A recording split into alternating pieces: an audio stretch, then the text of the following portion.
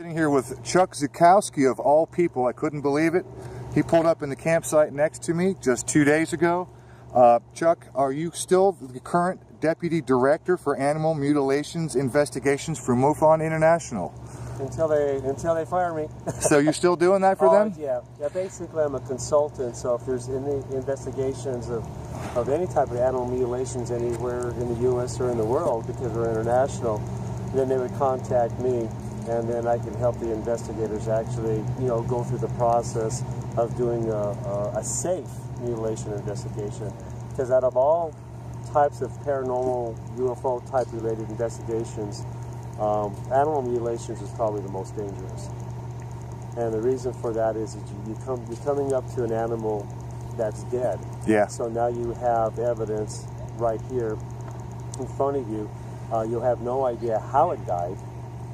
Right? So you're kind of coming into this little blind. You're taking, you're taking cues off of the rancher. Hopefully, the rancher knows a little bit more about, how the animal or how animals would die under normal circumstances.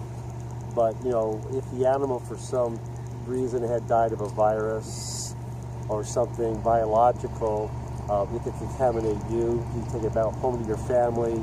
And so it's really, really dangerous. So there's a lot of research done first. You just can't roll on something like this and say, hey, I'm going to do this. So there's a lot of communication between me and the investigator that wants to do it first. Find out, number one, make sure you cover all the bases to protect yourself and your team. And then secondly, make sure you do a proper investigation so you get something out of it. So you got started on this when you were a reserve sheriff? Oh, way before that. Oh, you got started before that? Yeah. Oh, really? How did you get started then? Yeah, I've been doing...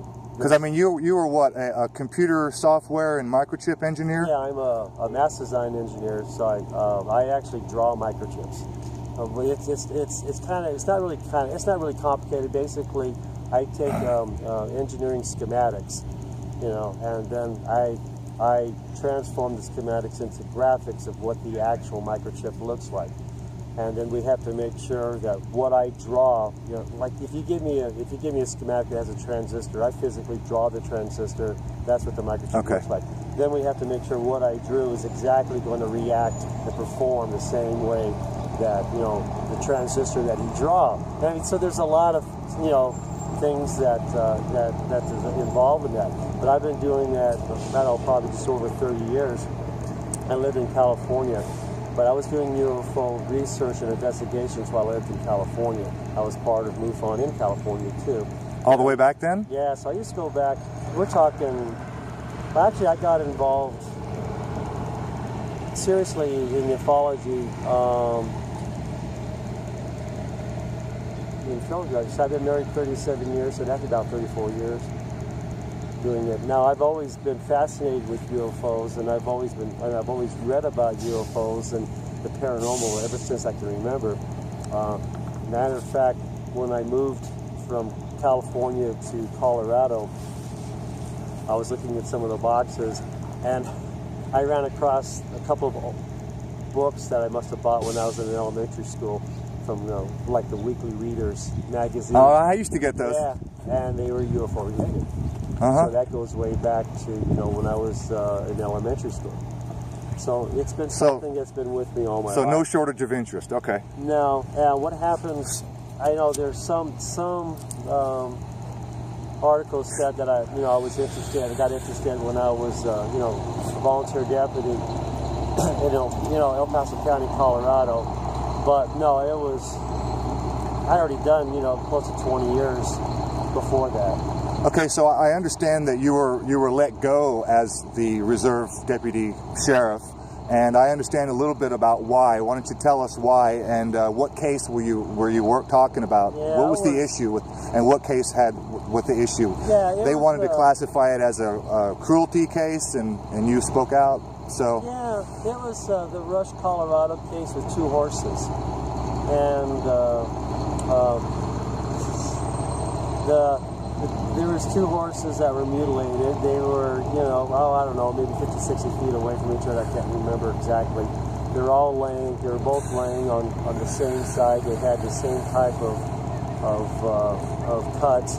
A horse and a dog, another horse, and then the ranch dog somehow experienced the mutilation. You know, they saw it. There were the horse had marks on it. The dog had marks on it, but they survived, and they were really.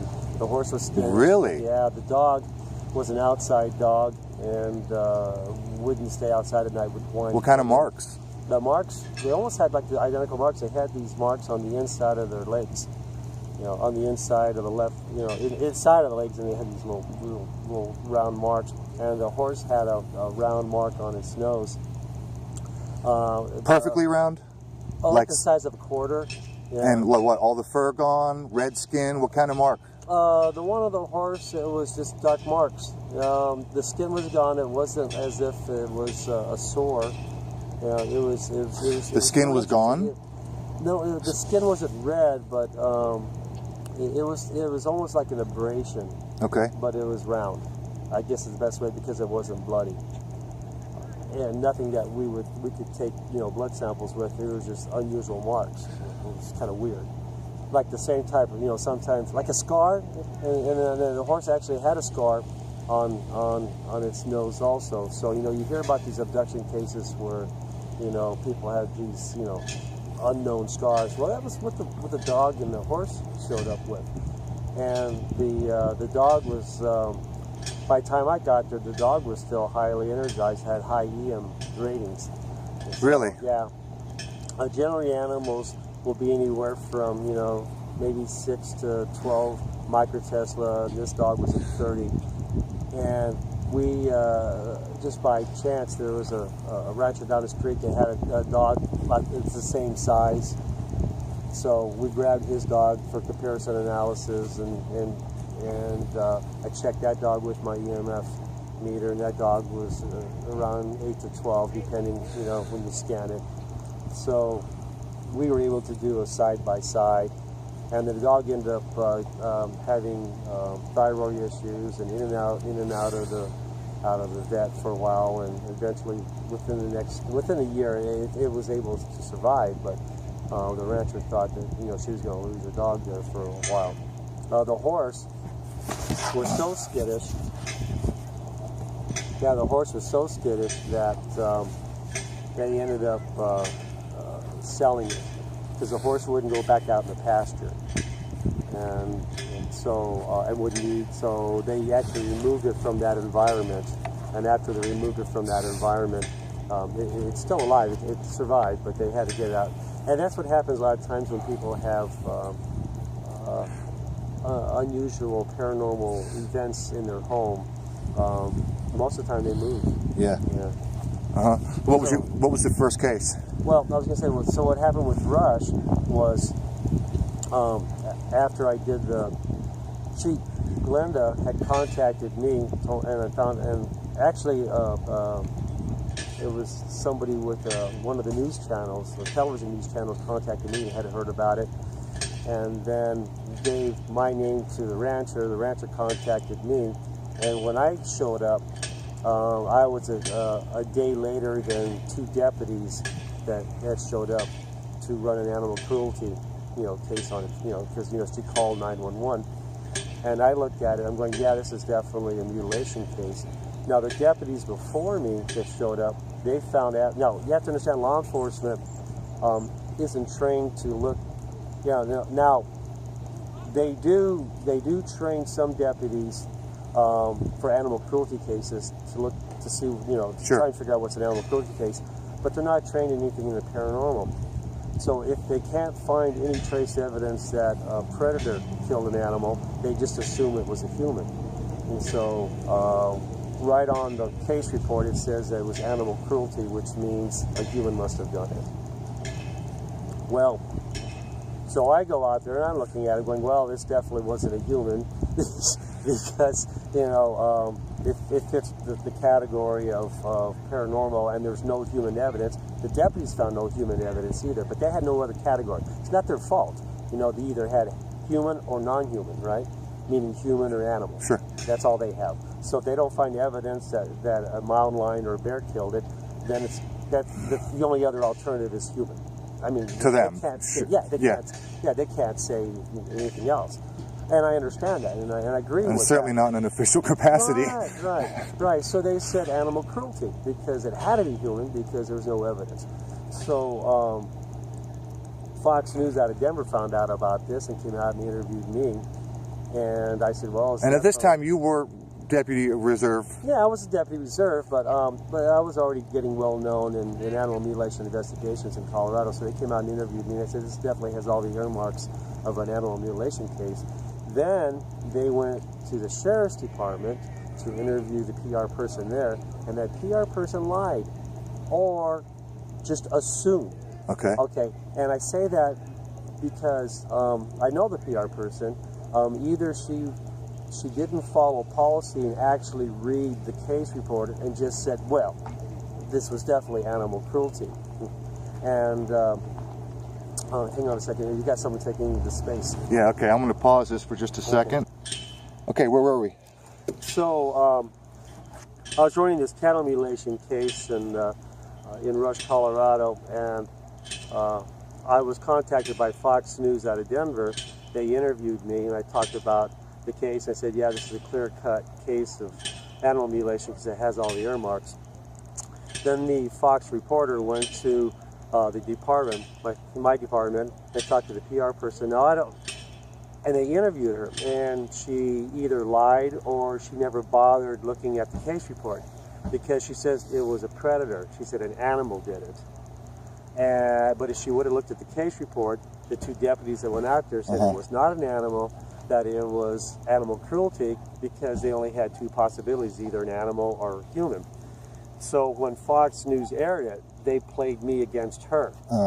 And I said, that's mutilation. And they said, and now, obviously, I'm not in uniform or anything, but Fox News said, you know, that former, or deputy reserve, whatever. And so that pretty much, obviously, it upset the Sheriff's Department. There were some other issues going on in the Sheriff's Department because before that, it was leading up to, they didn't want a UFO investigator to be associated with the department or have that and on my website under my bio, it said I was with the Sheriff's Department. They asked me to remove it from my bio, and I said, am I violating policy? And they said no, and I said, well, I'm just not going to do it because you want me to do it, you know, because I only adhere to policy, and if, you know, just because you don't like it, too bad. And that's what I said, you know, basically to one of the commanders. But I didn't like that either because, you know, they're used to people, you know, when they snap say into jump, orders, that's right. And I'm always play by the book. If you want me to play by the book out in the field, you better play by the book here. Anyway, push comes to shove, back and forth. After the Rush incident, they pulled my badge and my gun. And after 8 years, I was done being a deputy. So if you go online now and do a Google or Yahoo search, deputy fired UFO, that's me, I pop up. Were you getting a hard time from colleagues during, you know, before any of that? Absolutely not, absolutely not. Matter of fact, it's the opposite. They refer to me as the Mulder of El Paso County, Colorado, you know, X-Files stuff. And one of the nicest things is I got to learn about a lot of sightings that the deputies I dealt with. I talk with deputies, I talk with city police, and sometimes state patrol. They would talk to me, and they'd find out, you're a UFO investigator? Well, you know, if you're a fellow cop, they'll open up to you some more. They'll open up, and there's a little trust there. And so now they have someone they can talk to. So I have a lot of stories from police officers that, you know, have had personal sightings and have had sightings while they were on the force, but they were afraid to talk about. And so I became, you know, the go-to person. And so for me, it was all worth it. Even, you know, oh yeah, so I got terminated. Well, it's okay because, you know, when you have one door closed, another door opens. And so that opened another door for me once it went international, that I got terminated. Things kind of opened up for me a little bit, and people were interested and became more aware of animal mutilations and, you know, why I got terminated. So it really helped my cases after that. When you mentioned being an officer, how other cops will open up to you, it made me think of David Paulides, who I judge from the look on your face, you're not familiar. David Politis, he's ex LA County Police, I think. His book is Missing 411. Missing for And he's the guy who does the human disappearances in national forests. Okay, I'm familiar with the book. Okay. I apologize, I didn't. It didn't snap. Yeah, the name didn't snap because I don't read a lot of books because I am so busy that researching. Sure. So all my readings and research. So on that note, have you investigated either before or during or after your reserve human disappearances, strange cases? And no. Can I tell you why? Because we've actually had a couple of human mutilation cases. I was going to ask you about that as well. We've had, I'll have to elaborate on that a bit. We've had one Tennessee, maybe two in Tennessee, and one in Canada that I know of. But the problem with human mutilations is considered a homicide. Right. And it's really, really hard to get in and investigate something like that because it's a human now. It's the families. Yeah. And most of the time, because it's a homicide, there's a lot of information detectives will not tell you because it's not open to the public, right? It's and a lot of times there's gag orders, set by the judge that they don't release because they're looking for the murderer, right? Yeah. So they can't release a lot of information. And then you can't go talk to the family as a UFO investigator. Too traumatic. Say, they don't want woo-woo people in their face. I understand you lost a loved one. I think it's UFOs. No, you can't do that. So there's a lot of respect there. And so since we have so many animal mutilation cases, I can find the same. Evidence is evidence if it's human or animal, and if I can find evidence with using an animal to figure out what's going on, I'll do that. And then there's more cases I can get to. It's easier to go see a cow or a horse than a human, and then there's less permission slip. I mean, you'd have to go into a morgue. There's a lot of things, and you have to permission and why you want to do it and what's the validity of it. And then if you muck up a case, then you're liable. Now you're mixed up in a lawsuit, and people are talking slander, and or you can lose your house. So it's just not worth it. I got you. So there's a lot of sympathy obviously involved, for the family, and it's the same thing with missing people too. I hear about the missing people cases, national parks. We're here at the first monument. The first monument. Yeah, and people go missing through national parks, and you're mentioning the book. All kinds of interesting, reasons why. But then again, too, we have a lot of people missing outside the national parks. They go to the store and never come home. So, I was looking at FBI statistics on that, and it's really interesting where a lot of information in that is buried. And either it's purposely buried or it's accidentally buried because of the way that the investigations were run. It just maybe the information or the investigation wasn't done properly, so information gets lost. But like I said, some of those cases is really tough too. So you pick your forte, you pick.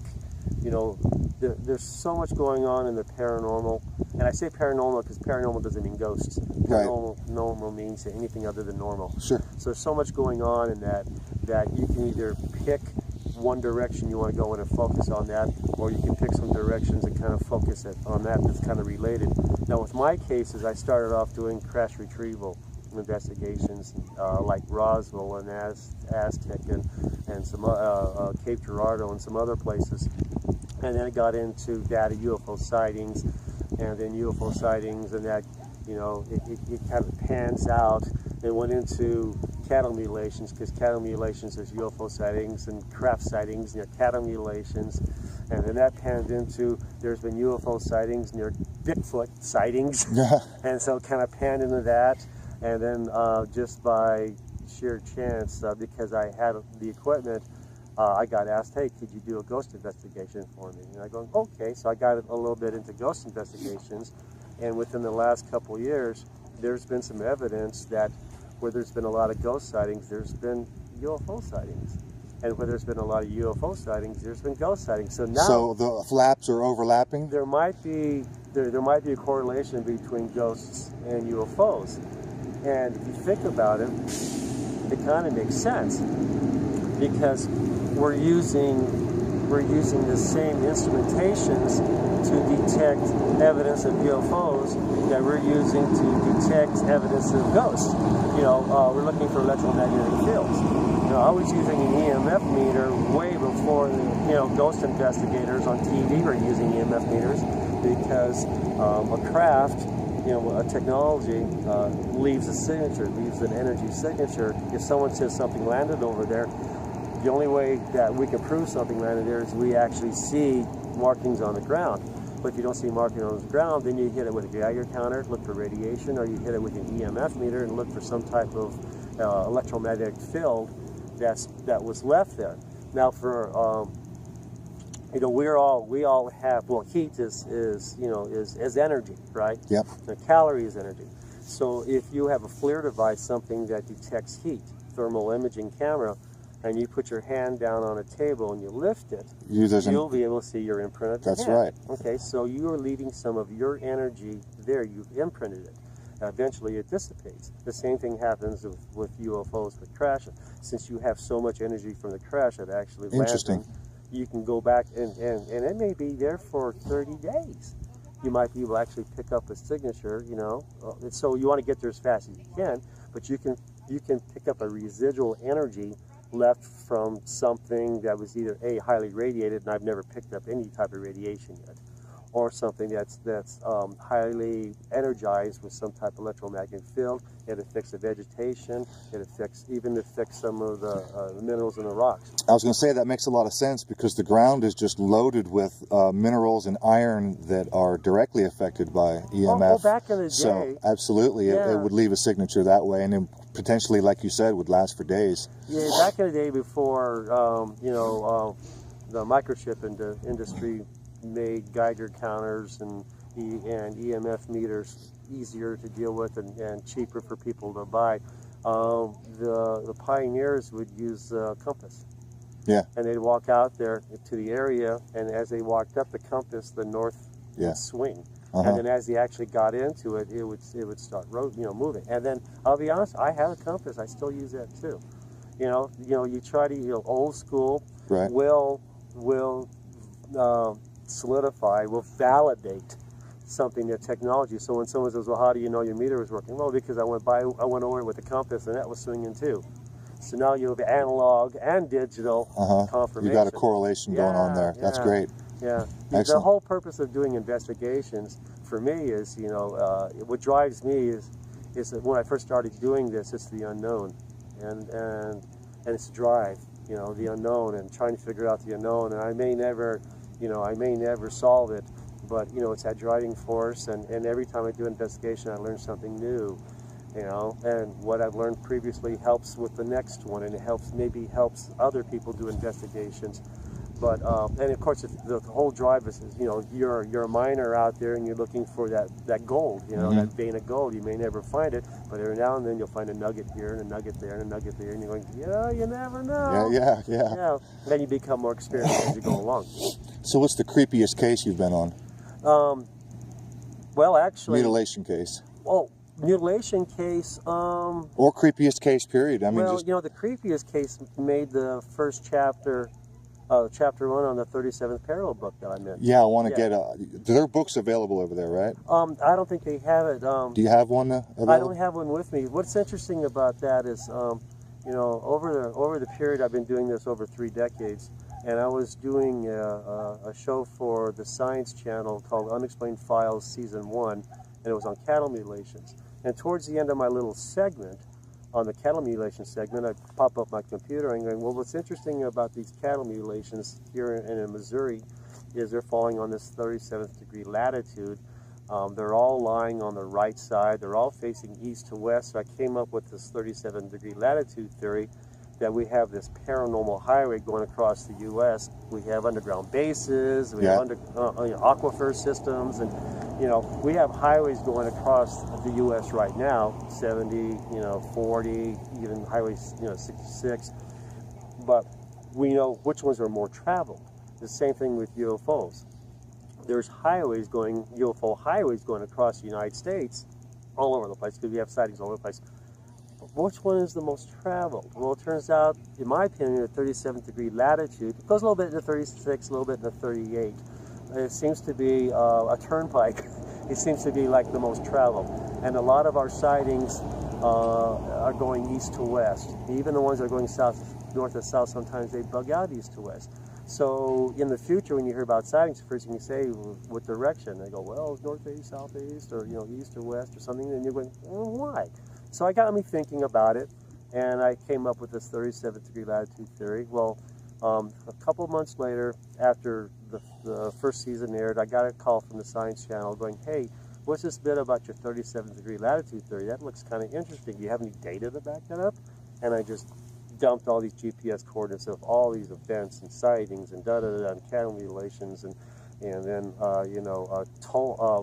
Aztec crash site, Dulce crash or Dulce base, Taos Hum, Area 51, and then other UFO events that happened that fall on this 37. They're going, well, they got looking at it going, could you do an hour on this? I'm going, absolutely, I could do an hour. So they gave me a full hour episode for the second season. And it's almost like it's a pilot show, right? And so I drew up a draft, or I drafted up exactly what I wanted to do, what I would cover, sent it to them. They hired Raw TV out of England, and they worked with me, and we put together a show.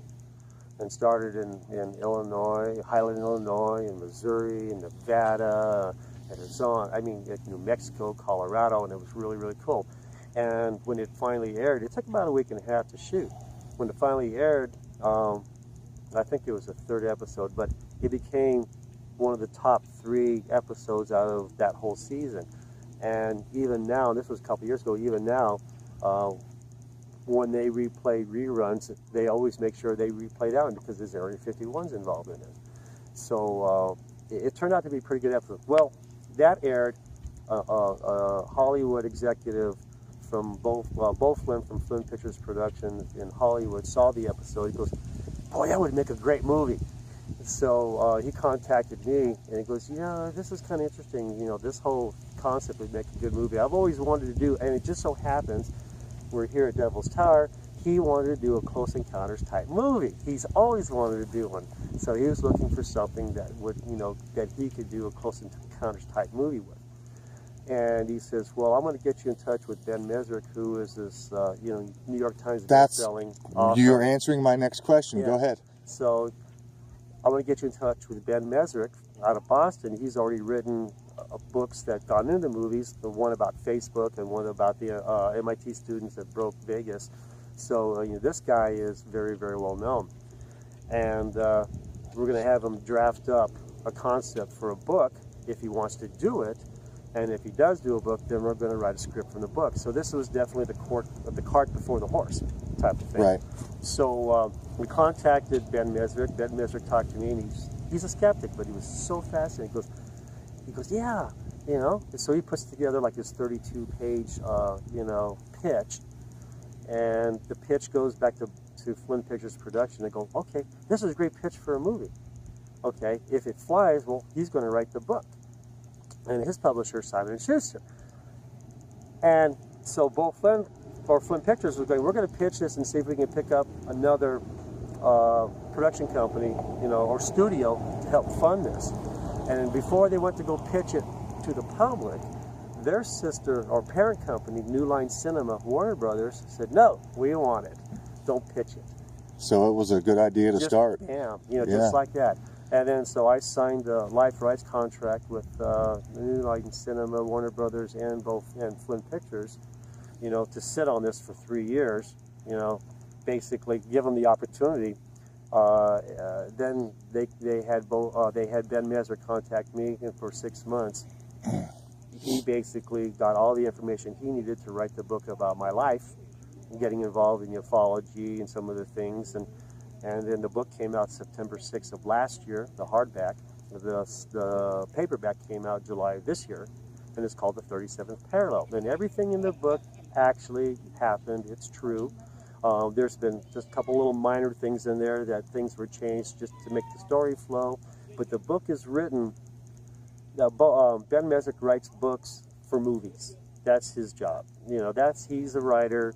He wants his book to go to movie. That's what he's been doing. So the book is written in movie concept. Okay. So when you read the book, things jump around, but you have to understand it. And it's also a nonfiction book.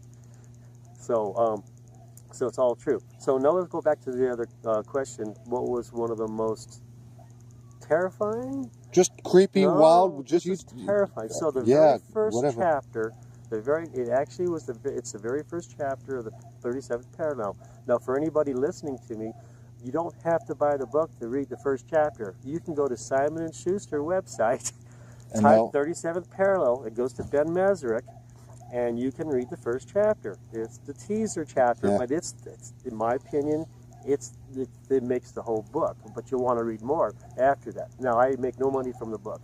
I have no contract with Ben Mezrich or Simon & Schuster. The book was written so the screenplay could be written from the book. Right now, the screenplay is being written. We got another probably 2-3 weeks, and the screenplay. The first, there's going to be two editions of the screenplay. The first one is the first part that they'll see, and then they'll make corrections, and then the second part would be the final. So the first one should be done, the first draft, I should say, should be done in a couple weeks. And, for movies. So what was your motivation then? You get no royalties from the book. You get nothing from the book. What was your ultimate motivation for the movie? It's if it flies and everybody likes the screenplay, right? Then I'm a technical advisor like J. Allen Hynek was for Close Encounters. Yeah, and that's in my contract. Secondly, the book itself is sort of like a little bit of a legacy for me. Okay. You know. And, you know, people have always asked me, well, you should write your own book. And anybody can write a book and get it published and put it out. But to have a New York Times best-selling author write a book about you is pretty big. Sure. Yeah, that's compared to me just writing it and having a, you know, or printing it out myself. Right. So it was on New York Times best-selling for 2 months last year. So, so now when Ben Mezrich, when his publishing company talks about his previous books, you know, they mention... the one about Facebook, which is the Accidental Billionaire. So he said best-selling author, Accidental Billionaire, and the 37th Parallel. Well, let's go back to the first chapter. So the first chapter in the book, you think it's animal mutilation, but what really happened was I was doing a Bigfoot investigation, and it was a Bigfoot investigation that turned into a UFO event. And we had a psychic there that was supposed to get us in touch with a Bigfoot. You know, you hit all the angles anyway when you're doing investigations. And anyway, it turned into a pretty good UFO event with lights in the sky, balls of light, and batteries discharging, and then it climaxed after, you know, and it's pretty good if everybody reads the first chapter. I don't want to tell you